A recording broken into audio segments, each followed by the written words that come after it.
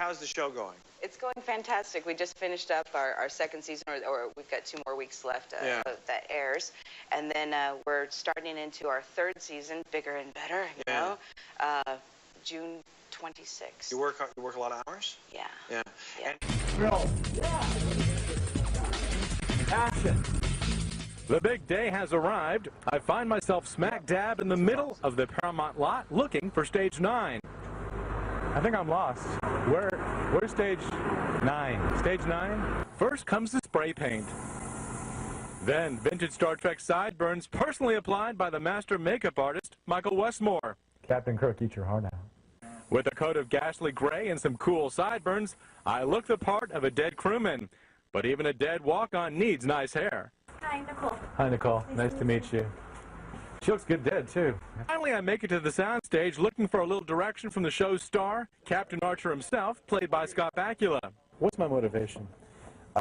Stillness. Stillness? Yes. You're a rock at the bottom of a pond, trying not to cause a ripple. Did I mention this is the coolest episode ever? By taking the existing design, the old show's design, and just updating it just enough so that it's absolutely authentic, but it has a little bit of how shall I say, a newer patina with a little more technology, but still being very much honoring the original. The show's executive producer, Manny Cotto, fills us in on the plot. There's a plot involving Nepholians who have punched a hole into alternate space, and they have gotten the ship Defiant from our universe, but from the future, which looks like the old Enterprise. When you're writing, how many last episodes of any shows that you love are you ever happy with because you don't want the shows to end? So that show, really our last episode was trying to jam 3 years of what they had hoped to do with our show into one last episode. Again, impossible to do. I had a whole Federation story to bring together and create. So we got a couple of Andorians in a room and a couple of Zindies, and we all shook hands, and that was it. The Federation was born. So it was shorthanded. I think they used that device. I wasn't as upset about it as I think Jonathan and Marina were, but again, I wasn't asked, so I went along with it. That's a kind of a lousy answer, isn't it? Anyway, it's a bad answer. The show ended. We were unhappy. Director James Doohan, best known as Scotty on Star Trek, has died. Almost a year ago, Doohan withdrew from public life because of Alzheimer's disease. For nearly 40 years, he portrayed Chief Engineer Montgomery Scott aboard the USS Enterprise. The Canadian born actor began in the early days of live TV, where his command of accents and dialects kept him in demand. James Doohan was 85. Veteran character actor James Doohan, best known as Scotty on Star Trek, has died at his home in Redmond, Washington. Almost a year ago, Scotty Doohan, James Doohan, withdrew from public life because of Alzheimer's disease. For nearly 40 years, he's been most closely identified with the role of Chief Engineer Montgomery Scott aboard the USS Enterprise. And he entered the language of pop culture as the subject of the command, "Beam me up, Scotty." The Canadian-born actor began in the early days of live television drama, and his command of accents and dialects made him a sought-after performer. James Doohan was 85. Tonight, Hollywood and Trekkies everywhere mourning the passing of Scotty. James Doohan was the chief engineer of the Starship Enterprise, who for years boldly beamed up his TV space crew. And E.T. has been there every step of the way. Ready to transmit. Energize. He played the fun-loving Scotsman who regularly delivered the ship and his crewmates from danger. He was occasionally flustered when faced with the impossible, only to save the day at the last moment. And he became a cult hero among Star Trek fans. James Doohan died today at the age of 85. James, who had suffered from Alzheimer's disease, retired from public life with a star on the Hollywood Walk of Fame. E.T. contacted William Shatner, who said, quote, "A long and storied career is over. I knew Jim when he started out in Canada, so we go way back. My condolences go out to his family." Doohan leaves behind his wife Wendy and 7 children, including Sarah, who was born in the year 2000 when James was 80. The cause of his death was pneumonia. His ashes will be launched into space on a memorial spaceflight. He will be missed. I've enjoyed myself ever since. I really like the character. I love the fans. Just an automatic love affair. In a 1998 interview, Doohan was asked if he ever got tired of hearing the line, "Beam me up, Scotty." "I'm not tired of it at all," he reportedly said. "I hear it from just about everybody. It's been fun." Do you miss that role, and did it end the way that you wanted it to when it went off the air? You know, I do. I miss my crew. I miss the show. We were, you know, a family. I miss my castmates. I do get to see them periodically, but not like it's just not the same, you know. And I love them all dearly. And also, is it true that you were Trekkie growing up and thought Spock was sexy? I'm a huge Trekkie. Really? I'm a huge Trekkie. I grew up on the original. That was very much a father-daughter time, you know, and with sitting with my brothers and my dad in the living room. That was. Did you go to Star Trek conventions? I do now. You do? Really? Mr. Spock, of course, played by Leonard Nimoy. He's the man who portrayed the famous half-human, half-Vulcan first in the original Star Trek series in the 60s and later in 6 feature films. Now, for the first time in 18 years, Mr. Nimoy is back playing an older, time-traveling Spock in the much-anticipated prequel Star Trek. Leonard Nimoy, it is so good to see you. Good morning. Thank you for having me. Thank you for being here. What was it? I'm sure that it must have been a little bit nostalgic putting the ears on for the first time in 18 years. More than a little bit. It was great. It was like, on the one hand, it was like slipping into an old bathrobe, you know, feeling very, very comfortable. On the other hand, working with all these very, very talented people and with the memories of the people that had gone before, it was a very emotional experience for me. This Star Trek movie is the origin film, and it deals with the characters that you know and love, but in a way that I don't think anyone expects. I think that when we kind of searched our hearts and our guts and asked, like, how do you start this over? What do we want to see? Who do we want the movie to, you know, revolve around? The answer was, for all of us, Kirk and Spock and that original bridge crew. How did this crew come together? How did these people form sort of one of the greatest and most lasting teams in the history of cinema and television both? Why are they so iconic? The movie itself is not so much an homage as it is an updating in a way and a telling of what we didn't know about these characters before. Yeah. Were you surprised at how intelligent this was? Yeah, well, I'm not surprised because I read the script, obviously, and I had a good conversation with the writers who I admire a lot, and J.J. Abrams, the director, told me what they had in mind, so I could see it coming. But the backstories have been alluded to earlier in some of the TV series and in some of the earlier films, but never as well told and as told in such human, emotional terms that is in this film. And that's what I think makes the picture such an important and wonderful experience, because J.J. Abrams has made a very, very big film. It's got great special effects, great size, great scope and scale. But at the heart of it is this great human core. James Kirk is everything that you'd want to be. Impulsive, brash, loud. He's a flirt. If you don't tell me your name, I'm gonna have to make one up. And the process of the movie is how is this guy going to take all of these disparate energies and kind of mold them into the form of a captain. As acting captain of this vessel, I order you to answer the question.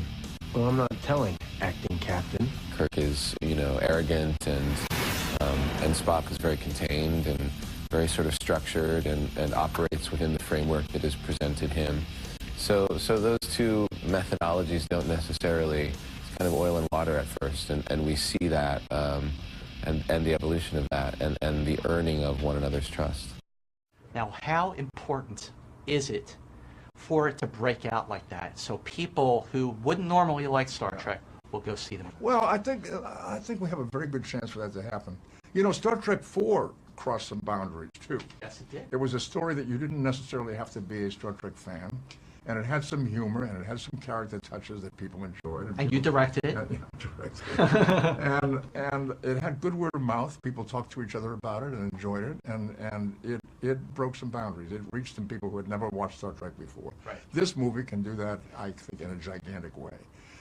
Because it's a very, very big movie, and it's got these great characters at the heart of it. I think it'll satisfy a lot of people, and I think it'll surprise a lot of people. I think a lot of people will be saying, well, how's it going to work? How can they do that? How can they replace these characters? And I think it's going to work very, very well. If we were just doing a true prequel, there'd be two problems. One is you'd feel like, you know, you've seen it before, the rules would have been a little bit difficult to kind of make the movie feel brand new. And secondly, a real prequel has that problem of, you know they live.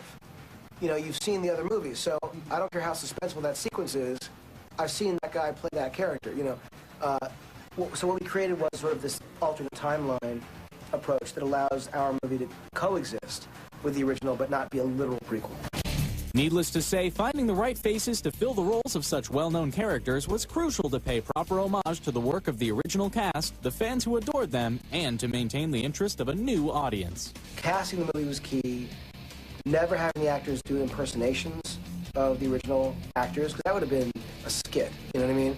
So we got great actors who were able to come in and make these characters feel familiar and yet completely their own, so that was fun. I will not allow you to lecture me. And why do you stop me? No, I think really the mandate that JJ set forth in the beginning was that while these were our characters, at least for the time being, while he wanted us to bring a fresh perspective, there certainly was tribute to be paid to the legacy of Star Trek, that these characters would have been brought before by, in my case, Mr. Shatner. So it was a conversation about, you know, taking the scalpel to the performance of Mr. Shatner, finding what things we could kind of use in my performance. You will answer me. I had a bit of a different job, which was to infuse this very well-known creature with my own point of view and to cultivate this internal life that, you know, I wasn't able to express as fully as I would have if I was just a good old human being. You appear on the set, and there are all these young actors, and that was you once upon a time. They tell me that when I came on the set, they were intimidated. And I think that's appropriate. When I was their age and I came, and the big guy came on the set, I was intimidated. The first time you saw Zach dressed up as Spock, what was that like for you? Spooky. Spooky. He's very good. He's very good, yeah. It's uncanny how much he captures Spock, but still does his own thing. And he brings certain new colors to the character in that that's a Spock before the Spock that I played. Right. So he's not quite as comfortably resolved with himself as the character that I played in the series. So and I thought he did a wonderful job of bringing those colors and touches to the character. Chris Pine as a gentleman named James T. Kirk. Yeah. How was that, just playing against somebody different? It operates on a number of layers. There's the layer of the pleasure of knowing that I'm dealing with somebody who is an old friend in a way. At the same time, this is a young guy who has a lot to learn and is going to go through a lot of the processes that I know he's going to go through and experience a lot of things that I know he's going to experience. So I guess in a way it was like playing a scene with his son.